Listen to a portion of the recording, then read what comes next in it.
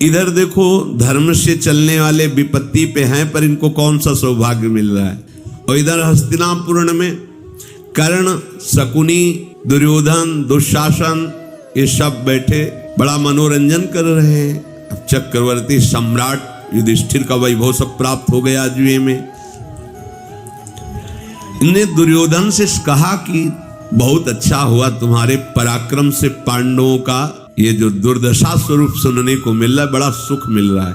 ये दुष्ट हृदय वालों को, जब साधु हृदय वाले चिंतित होते थे उनको लगता बड़ा सुख मिल रहा है, पर ये नहीं समझते कि अपने लिए वो बीज बो रहे हैं जो किसी भी तरह नहीं, अगर बचा सकते तो वही बचा सकते, दूसरा नहीं, जिसके प्रति तुम ऐसा चिंतन कर रहे हो। इनको बनवासी बना दिया और तुम चक्रवर्ती सम्राट के भोग भोग रहे हो। महाराज तुम इसी योग्य हो और वो पांडव इसी योग्य है। आज तो पर्वत, वन, उद्यान, स्थावर जंगमों सहित सारी समुद्र पर्यंत पृथ्वी तुम्हारे अधीन है। पूर्व, दक्षिण, पश्चिम, उत्तर दिशा के सभी राजा तुम्हारे को कर देते हैं जो युधिष्ठिर को देते थे।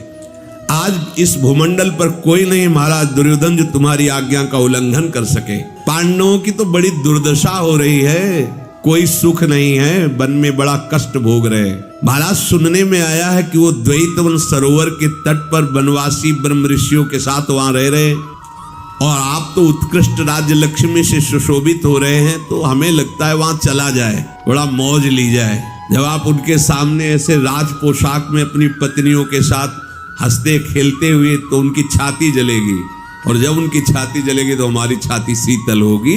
शकुनि ने, दुशासन ने, कर्ण ने ऐसी सलाह दी। तुम इस समय राज वैभव से संपन्न हो, राज्य से भ्रष्ट है, चलो चलते इस दशा में उनको जलाते हैं। भूल कर भी कभी ऐसा मत सोचना कि कोई ऐसी परिस्थिति में फंसा है, चलो मौज लेते हैं। ऐसा करोगे ना तो तुम परिस्थिति में फंस जाओगे।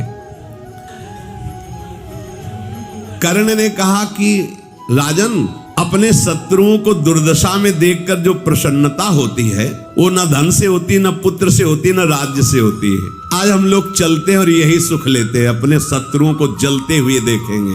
जब हम देखेंगे ना महाराज युधिष्ठिर वल्कल का वस्त्र पहने, अर्जुन को मृगछाला पहने और द्रौपदी को फटे चीर पहने, और तुम्हारी स्त्रियां सुंदर सुंदर गहने राज पोशाक पालकिया, और आप सुंदर राज पोशाक से, और वो इन सब से वंचित, तो वो जो बार बार दुख सहेंगे, जलेंगे, वो हम लोगों को बड़ा सुख मिलेगा। आप चलें। शकुनि और कर्ण ने दुर्योधन से ऐसी सलाह दी। राजा दुर्योधन बहुत प्रसन्न हुआ और फिर बोला कि तुम जो कह रहे हो कर्ण, वो सब मेरे मन को बहुत अच्छा लग रहा है, पर वहां पांडव रहते हैं ये बात पता चल गई है कि द्वैतवन में आ गए हैं महाराज धृतराष्ट्र को, वो कैसे आज्ञा दे सकते हैं जाने की। धृतराष्ट्र जी महाराज, उनको देर नहीं लगेगी समझने की कि हम उनका उपहास करने जा रहे हैं, वो ऐसी आज्ञा नहीं दे सकते, और उनकी आज्ञा के बिना हम जा कैसे सकते हैं। ये तो मेरे भी मन में है कि मैं भीमसेन, अर्जुन, द्रौपदी, युधिष्ठिर को क्लेश उठाते एक बार देख सकूं तो मैं बहुत प्रसन्न होऊंगा। दुर्योधन ने कहा, जो बड़ी रूप गर्व में रहती है इसी द्रौपदी को जो फटे कपड़ों में देखूंगा दुख उठाते हुए, और वो हमारी स्त्रियों को देखेगी श्रृंगार युक्त, मुझे बहुत अच्छा लगेगा। पर कोई उपाय तो बताओ जिससे हम महाराज से आज्ञा ले सके। मामा शकुनि, तुम तो बहुत बुद्धिमान हो, दुशासन तुम भी बहुत ज्ञान रखते हो राजनीति का, कोई उपाय ढूंढो जिससे हम अनुमति ले महाराज से। कर्ण हंस कर कहा, दुर्योधन मुझे उपाय आ गया। इस समय आपकी गौएं, राजगौएं उसी वन में हैं, तो ये हम महाराज से आज्ञा मांगे कि हम अपनी गौओं की गणना और गोप गणों जो सेवा करने वाले हैं उनकी व्यवस्था देखने के लिए जाना चाहते हैं। दुर्योधन हंस पड़ा, हाँ ये बात तो ठीक है, तो फिर एक गोप को बुलाओ जो गौ सेवा करने वाला, उनमें उनके एक को बुलाया गया। बोले आप सूचना पहुंचाओ महाराज से कि अपनी गायें द्वैतवन में आ चुकी हैं। समंग नाम का वो गोप जैसा सिखाया गया था वैसा जाके धृतराष्ट्र के सामने निवेदन किया कि महाराज आपकी करोड़ों की संख्या में गौएं द्वैतवन में आ गई हैं। अगर कर्ण और शकुनि के साथ महाराज दुर्योधन पधारें तो हम पूरी गणना, पूरी व्यवस्था उनके सामने समर्पित करें और वो देखें कि अपनी गायें कैसे हैं, कितनी है, क्या व्यवस्था है। अगर कोई कमी होगी तो हमें आदेश करेंगे, वैसे ही हम और सेवा बढ़ाएंगे। तो आयु, रंग, जाति, गणना, इसका ब्यौरा भी आपको चाहिए। इसलिए मेरी प्रार्थना है कि आप दुर्योधन को भेज दीजिए द्वैतवन, और वो जाने के लिए उत्साहित भी है। गौओं की देखभाल और ग्वाले की बात पर निश्चय अच्छा लगा धृतराष्ट्र जी को, पर उन्होंने कहा मैंने सुना है पांडव वहीं कहीं आसपास ठहरे हुए हैं, अगर मैं आज्ञा दूं तो तुम लोग जाकर के कोई न कोई ऐसा उपहास करोगे, और अगर अर्जुन को गुस्सा आ गया तो दिव्यास्त्र प्राप्त कर चुके तुम सबको मार देंगे, इसलिए मैं डर रहा हूं कि तुम लोग कोई दुर्बुद्धि न कर दो, तो हम किसी दूसरे विश्वसनीय मंत्री को भेज देते हैं, तुम लोग नहीं जाओगे। शकुनि बोला कि पूज्य आप ऐसा क्यों कह रहे हैं? अरे ज्येष्ठ भ्राता दुर्योधन के हैं युधिष्ठिर जी, वो प्रतिज्ञा की है कि 12 वर्ष का वनवास, 1 वर्ष का अज्ञातवास, वो मार ही नहीं सकते किसी को। पांडव धर्म पर चलते हैं, सत्य पर चलते हैं, इसलिए उनको क्रोध आएगा ही नहीं। हम कुछ ऐसा करेंगे, हम भी तो साथ में रहेंगे, कोई नीचतापूर्ण व्यवहार कोई नहीं कर सकता क्योंकि हम साथ हैं। शकुनि के ऐसा कहने पर धृतराष्ट्र ने कहा तो फिर ठीक है, जाओ। धृतराष्ट्र की आज्ञा पाकर शकुनि, दुर्योधन, कर्ण, ये विशाल सैनिकों की और पूरा सब व्यवस्था कि वहां बिल्कुल कपड़े के राजमहल बना जाए, ऐसी शोभा से युक्त जिसे देखकर पांडव जले।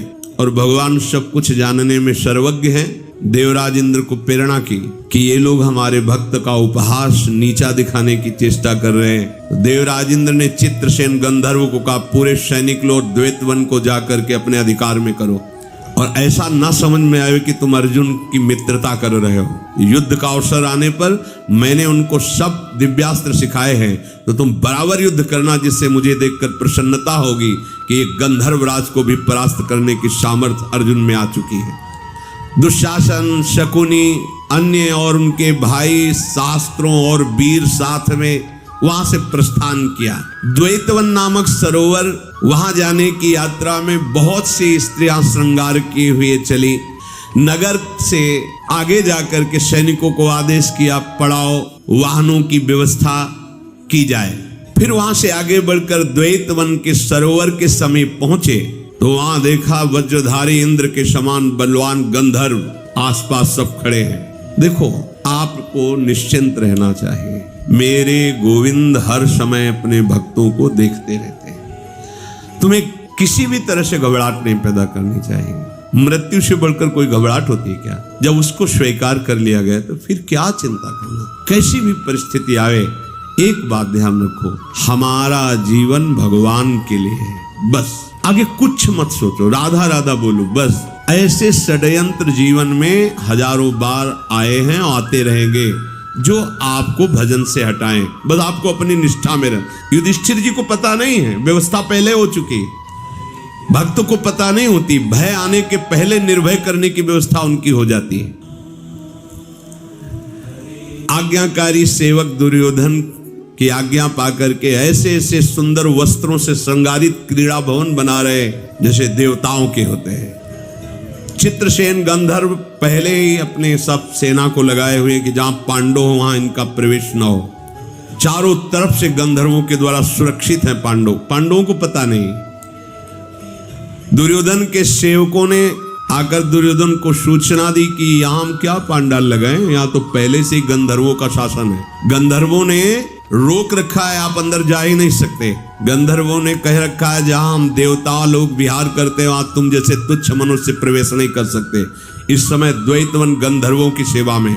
दुर्योधन ने जब ये सुना तो अपने बल अभिमान में उन्मत्त रहने वाला उसने सैकड़ों सैनिकों को आदेश दिया, जाओ गंधर्वों को मार भगाओ। दुर्योधन का आदेश सुनते ही सेना नायक द्वैतवन के समीप गए, गंधर्व से बोले, धृतराष्ट्र के बलवान पुत्र दुर्योधन का आदेश है, वो यहाँ बिहार के लिए आए, तुरंत स्थान खाली करो, भाग जाओ। तो गंधर्व हंसने लगे, बोले, मूर्खों, किसको आदेश कर रहे हो?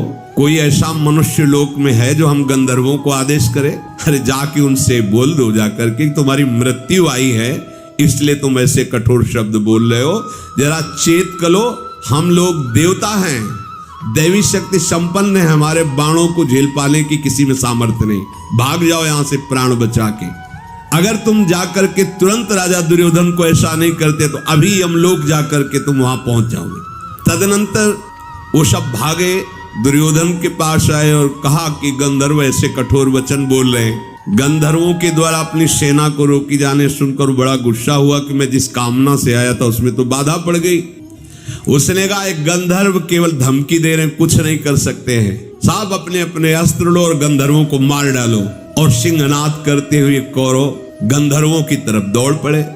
और गंधर्वराज चित्रसेन आकाश में सब चुपचाप देख रहे, सेना भूमि पर लगी हुई है। उन्होंने आदेश किया गंधर्वों को इन दुष्टों का तत्काल दमन करो, ये बहुत अभिमानी हैं। अब गंधर्व दुर्योधन के देखते देखते एक क्षण भर में उनकी सेना विध्वंस कर दी, भगदड़ मच गया पूरी कौरवों की सेना में।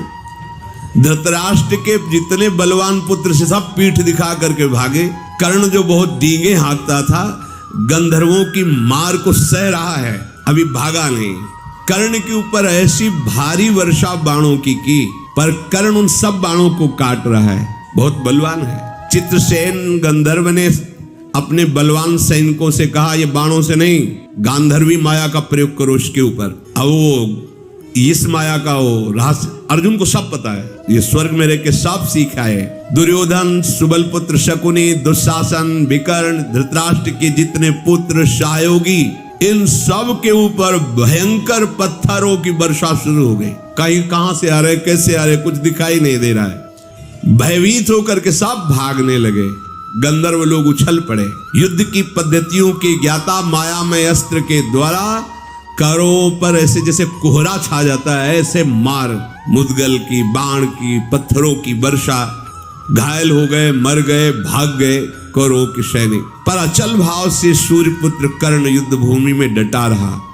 दुर्योधन, कर्ण और शकुनी ये उस समय घायल हो चुके थे, पर वो डटे रहे युद्ध में।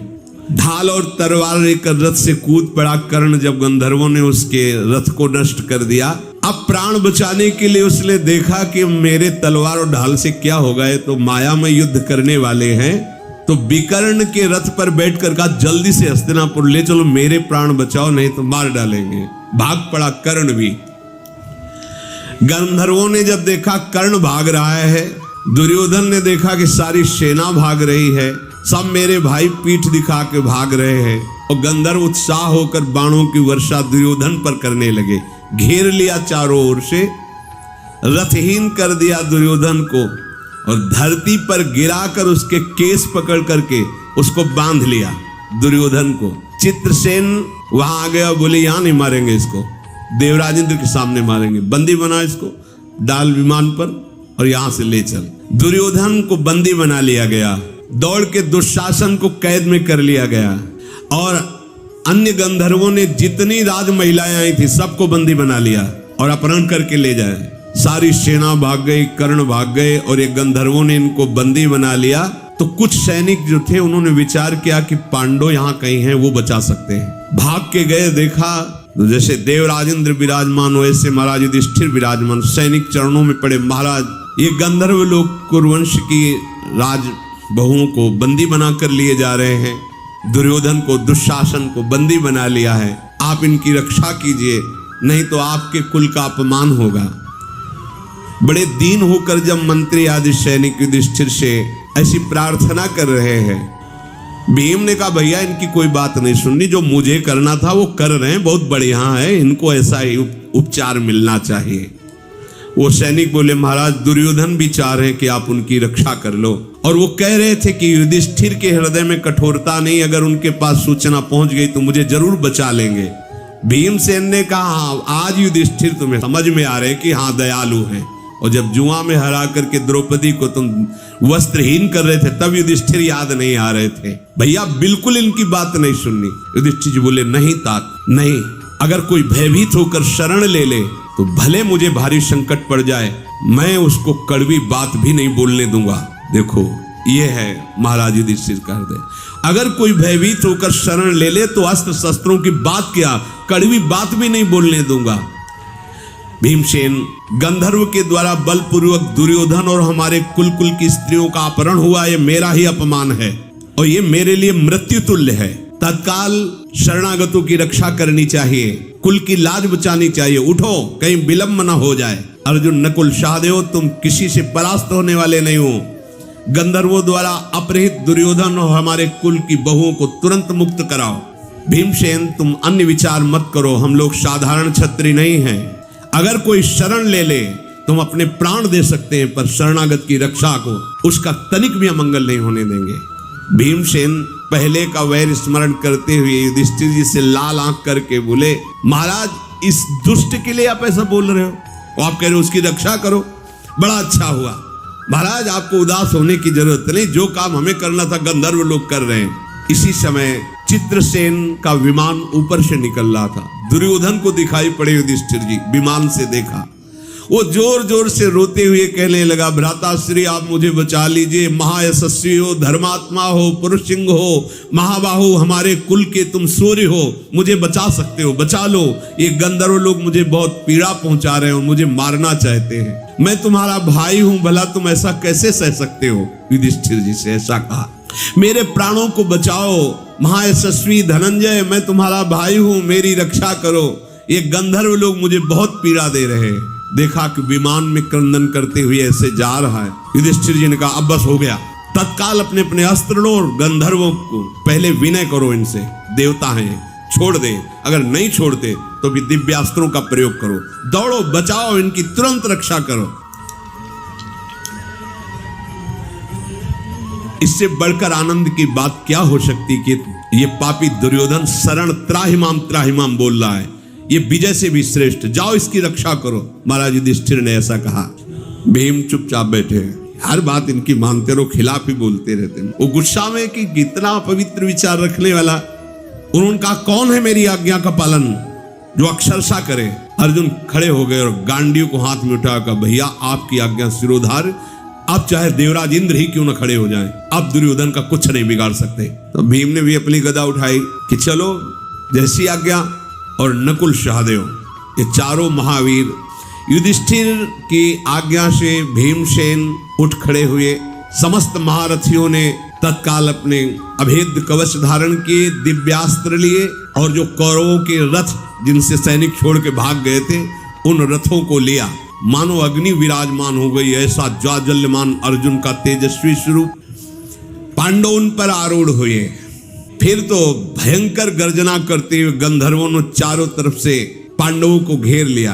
परम बुद्धिमान राजा युधिष्ठिर के पहली आज्ञा थी कि कोमल वचनों के द्वारा उनको पहले मनाओ, देवता है।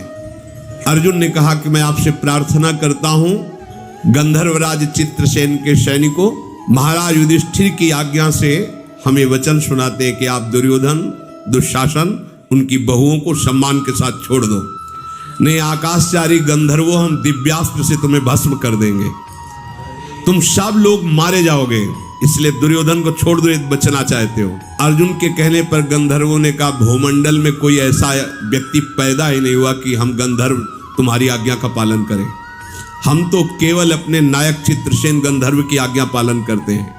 तुम जितने दिव्यास्त्र जानते हो उन सबका ज्ञान हमको भी है, हम तुम्हारी आज्ञा का पालन नहीं कर सकते। हम उसी बात में राजी हो सकते जब चित्रसेन आज्ञा करें, और उनकी आज्ञा है कि इस मूढ़ का वध करना है तो तुम नहीं बचा सकते, हम लोगों पर शासन करने का अधिकार तुम्हारा नहीं अर्जुन।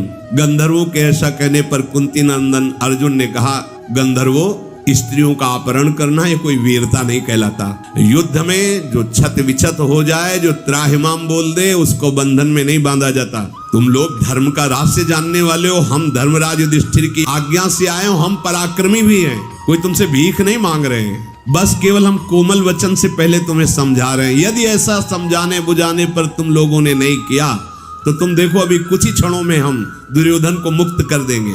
सब्यसाची अर्जुन ऐसा बोले पर वो नहीं मानने वाले थे और अपने विमान को उड़ाने लगे। तो अर्जुन ने बाणों का जाल बिछा दिया आकाश में कि विमान जा ही नहीं सकता। पांडव 4 और करोड़ों की संख्या में दिव्य गंधर्व सब टूट पड़े पांडवों पर। गंधर्वों ने समझा जैसे कर्ण और दुर्योधन ऐसे पांडव भी होंगे। अर्जुन ने तत्काल आक्रमण करने वाले गंधर्वों को नष्ट करने के लिए दिव्य अस्त्र आग्नेय अस्त्र का संधान किया। क्रोध भरे हुए अर्जुन ने जे ही दिव्यास्त्र का प्रयोग किया, हजारों लाखों गंधर्व तत्काल भस्म हो गए, बाण का प्रभाव तत्काल भस्म हो गए लाखों गंधर्व। भीमसेन अपनी गदा के प्रहार से सेना को ऐसे रौंदते चले जा रहे थे जैसे कोई छोटी घास को रौंदता चला जाए। पांडवों के चलाए हुए दिव्यास्त्र से दुर्योधन आश्चर्यचकित हो रहा है कि जिनके सामने टिक नहीं पाए, गंधर्व भाग रहे हैं, भस्म हो रहे हैं, मैं इनसे कैसे जीत पाऊंगा। वो ये सोच रहा मुझे बचा रहे। जैसे जाल बांध दिया गया वैसे समस्त गंधर्वों को, जैसे पंजड़े में वो पक्षी बंद कर दिया, ऐसे समस्त गंधर्वों को अपने बाणों के जाल में बांध दिया। उत्तम अस्त्रों के ज्ञाता अर्जुन ने रिष्टि, अस्त्र, शास्त्र, भल्ल ऐसे बाणों का प्रयोग करके सबको बींध दिया। जब देखा कि गंधर्व सब बंद हो गए जैसे पिंजड़े में, ऐसे सबको एक एक को अर्जुन ने, जब चित्रसेन गंधर्व जो इनका मित्र है अर्जुन का, 5 वर्ष शिक्षा दी है, गान विद्या, अस्त्र विद्या सबकी, वो देवराज इंद्र के देखना है कितना बल अर्जुन में, कैसा दिव्यास्त्र का अस्त्र लाघव है। कूद पड़ा सामने और अर्जुन पर बाणों की वर्षा शुरू कर दी। अंतर्धान विद्या के द्वारा वो छिप कर अर्जुन से युद्ध कर रहे थे। दिव्यास्त्रों का प्रयोग, जो दिव्यास्त्र चलाता अर्जुन उसके उन अस्त्रों को काट देते। अदृश्य होकर प्रहार करते हुए चित्रसेन ने अभिमंत्रित किए हुए मंत्र से वो बाण संधान कर अर्जुन से दिव्यास्त्रों के द्वारा काटते। अर्जुन ने कुपित होकर शब्द वेद, जहां जरा सा भी हल्का शब्द हो वहां बाण पहुंच जाए, तो उस अंतर ध्यान चित्रसेन को उससे बेंध दिया। जहां जरा सा वायु का भी शब्द होता वही प्रहार कर देते। चित्रसेन ने देखा कि अब तुम्हें मार ही डालेंगे। अर्जुन प्रकट हो गया और कहा, प्यारे सखा, तुम्हें पता होना चाहिए मैं तुम्हारा मित्र चित्रसेन हूँ। अर्जुन ने देखा कि तो उन्होंने प्रणाम किया और कि आप सामने आकर के एक बार तो आते तो मैं जान तो जाता कि आप हैं। मुझे लगा कौन गंधर्व है, तो उनका ये देवराज इंद्र की आज्ञा थी कि आपके बल लाघव को देखना था। कुंती नंदन, मैं तुम्हारा मित्र चित्रसेन हूँ और देखो मुझे कितना तुमने घायल कर दिया, दुर्बल कर दिया। ये अब हटाओ अपना धनुष। और जितने भी दिव्यास्त्रों का उपसंहार किया देखकर मुझे बहुत अच्छा लगा कि तुम परम प्रवीण हो गए हो। गंधर्वराज चित्रसेन, भीमसेन, अर्जुन, नकुल, सहदेव ये महाराज युधिष्ठिर के पास पहुंचे, हाथ पीछे बंधे हुए, घुटनों के बल दुर्योधन को सामने, उनकी स्त्रियों को सबको कहा, तुम तत्काल इनको खोलिए। अर्जुन ने तत्काल खोल, आराम से बैठ जाइए, आपको विशेष दुख तो नहीं हुआ? युधिष्ठिर जी ने पूछा। स्त्रियों सहित दुर्योधन सर झुकाए हुए बैठा, उसको लग रहा है पृथ्वी फट जाए तो मर जाऊं। जिनका मैंने बुरा किया वो मुझे इतना प्राण रक्षा की। चित्रसेन ने कहा, महाराज आपको पता है मैंने ऐसा क्यों किया? ये दुष्ट पापी, इसका अभिप्राय था कि आकर आप लोगों का उपहास करता। तो ये पहले ही भगवत प्रेरणा से देवराज इंद्र को पता चल गया था, इसलिए हमें आदेश किया था। इस अवस्था में आपने इसकी रक्षा की। इसने जो यशस्विनी द्रौपदी की हंसी उड़ाई है, इसका दंड यही कि इसको ऐसे ही मारा जाता, पर आप कृपालु इसलिए बचा लिया। चित्रसेन, नहीं नहीं, कदापि नहीं। जो एक बार मेरे से कह दे कि मैं आपकी शरण में आ गया हूं, मैं उसका कभी अमंगल नहीं होने दे सकता। तुम अर्जुन की प्रिय सखा हो और अर्जुन तुम्हारा शिष्य भी है, तुमने सिखाया है। देवराज की आज्ञा मान करके तुमने जो ऐसा किया, ठीक है, अब आप जाओ और देवराज से मेरा प्रणाम कर देना, सकुशल। अर्जुन बोले, चित्रसेन कैसा भी हो दुर्योधन है तो हम लोगों का भाई ही। आपने धर्मराज के आदेश का पालन किया, आपने इसे मुक्त किया, मुझे बहुत अच्छा।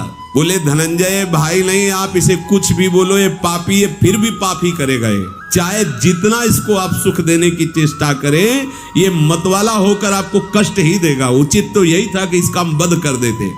धर्मराज युधिष्ठिर ने कहा, नहीं नहीं। चित्रसेन ने कहा, देखा धोखा नहीं देखा, द्रौपदी के साथ कैसा बर्ताव, फिर भी आप कह रहे हैं नहीं नहीं। धर्मराज युधिष्ठिर ने कहा, इसका कुटिल स्वभाव इसको जलाएगा।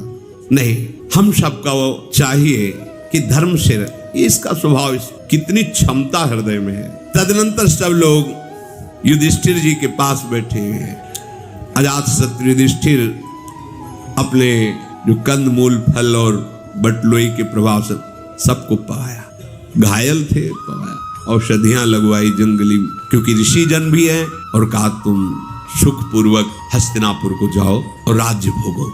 ऐसी उद्दंडता मत किया करो। कितना विशाल हृदय, मतलब था ही नहीं लगती कि साधु स्वभाव वाले महापुरुषों का हृदय कैसा होता है।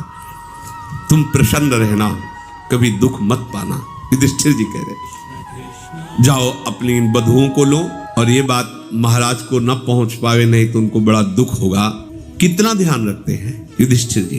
तुम बंधन मुक्त हुए, फिर कभी ऐसा दुस्साहस न करना। और हम लोग आपसे प्रार्थना करते हैं कि तुम्हारा कभी अमंगल नहीं सोचते, आप बेमनस्य मत रखो, ऐसी कोई चेष्टा मत करो जिससे तुम्हारा मंगल हो जाए। युधिष्ठिर की ऐसी आज्ञा पा करके उसने पैर छुए, झुक करके। युधिष्ठिर बड़े भाई भी तो है ना, पैर छुए, कुछ बोला नहीं, बस गर्दन ऊंची नहीं कर सकता, पैर छुआ और ऐसा लज्जित हो रहा है। आगे बढ़ा अपनी पत्नियों भाइयों को लेकर के, लज्जा से मुंह नीचा, खिन्न है। उसको लग रहा है कि अगर पृथ्वी फट जाए, मैं मर जाऊं तो अच्छा, जिनका मैंने अहित किया उनके द्वारा मेरी रक्षा हुई। अब जो जो सैनिक मिलते महाराज की जो कहे चुप रहो। आगे जैसे जैसे बढ़ता तो जो भागे हुए सैनिक थे सब, महाराज आप विजय को प्राप्त हुए, उसको ऐसा लगता है जैसे कोई थप्पड़ मार रहा हो। सारी शोभा नष्ट हो गई। कर्ण भाग कर आए, बोले मुझे पता था कि मेरा जो मित्र दुर्योधन है वो विजय प्राप्त करेगा गंधर्वों से। ये सौभाग्य की बात है कि तुमने पीठ नहीं दिखाई, मैं तो भाग पड़ा, लेकिन तुम विजय प्राप्त करके आ गए। देखो देखते देखते तुमने गंधर्वों को भगा दिया। बस मैं यही चाहता हूं मेरा मित्र ऐसा ही विजयी हो। दुर्योधन रोने लगा। दुर्योधन ने कहा तुम्हें पता है मैं विजयी नहीं हुआ, मैं बांधा गया था, जान से मार दिया जाता, मेरी पत्नियों को बंदी बना लिया। तात तुम्हें पता नहीं, मेरे प्राणों की रक्षा पांडवों ने की है। धिक्कार है हमारे पराक्रम को, धिक्कार है हमारे जीवन को। मेरे भाइयों सहित मेरी पत्नियों की रक्षा की पांडवों ने। कर्ण के होश उड़ गए। अरे उन मायावी गंधर्वों के सामने मैं एक क्षण भी खड़ा रहने लायक नहीं था। उन्हीं गंधर्वों को देखते देखते अर्जुन ने परास्त कर लिया और मुझे बंधन से मुक्त कर लिया। अब मैं नहीं, अब तो मैं यहीं मरूंगा, न हस्तिनापुर जाऊंगा, न किसी से बात करूंगा।